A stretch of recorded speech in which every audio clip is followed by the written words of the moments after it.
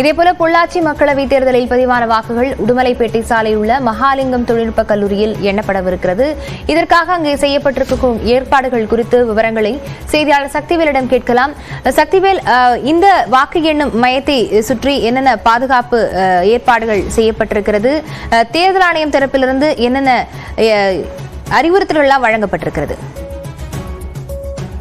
லாவண்யா, அதாவது பொள்ளாச்சி மக்களவை தொகுதியில் உள்ள பொள்ளாச்சி, தொண்டாமுத்தூர், கிணத்துக்கடவு, உடுமலை, மடத்துக்குளம், வால்பாறை உள்ளிட்ட 6 சட்டமன்ற தொகுதிகளில் நடைபெற்ற வாக்குப்பதிவு இயந்திரங்கள் பொள்ளாச்சி உடுமலை சாலையில் உள்ள மகாலிங்கம் பொறியியல் கல்லூரி மற்றும் தொழில்நுட்ப கல்லூரியில் 3 அடுக்கு பாதுகாப்பு போலீசுடன் கண்காணிப்பு கேமராக்கள் உதவியுடன் பாதுகாப்பாக வைக்கப்பட்டுள்ளது. இந்நிலையில் இன்று வாக்கு எண்ணிக்கை பணிகள் இன்று நடைபெற உள்ள நிலையில் தேர்தல் பார்வையாளர்களான தேர்தல் ஆணையத்திலிருந்து அனுராக் மற்றும் சௌத்ரி மற்றும் நிதிஷ்குமார் தாஸ் என்னும் 2 அதிகாரிகள் நியமிக்கப்பட்டுள்ளனர். இன்று நடைபெற உள்ள வாக்கு எண்ணிக்கை முதலில் காலை 8 மணிக்கு தபால் வாக்குகள் என்னும் பணியும், அதைத் தொடர்ந்து 8:30 மணிக்கு மேல் வாக்கு இயந்திரங்கள் பதிவான என்னும் பணியும் தொடங்க உள்ளது. இதற்காக அதாவது 2 ஏடிஎஸ்பி தலைமையில் 7 டிஎஸ்பிகள் உட்பட 721 போலீசார், துப்பாக்கியேந்திய போலீசார் பாதுகாப்பு பணியில் ஈடுபட்டு வருகின்றனர்.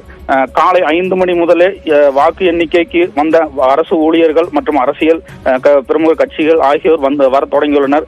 அனைவரையும் முழுமையான சோதனைக்கு பின்னரே உள்ளே அனுமதிக்கப்பட்டு வருகின்றனர். கட்டாயம் அடையாள அட்டை வைத்திருப்பவர்கள் மட்டுமே உள்ளே அனுமதிக்கப்பட்டு வருகின்றனர். அனைவரையும் முழு சோதனை செய்த பிறகு உள்ளே அனுமதிக்கப்பட்டு வருகின்றனர். செல்போன், தொலைபேசி எடுத்துச் செல்லக்கூடாது என்றும் அறிவித்து வருகின்றனர். லாவண்யா, விவரங்களுக்கு நன்றி சக்திவேல்.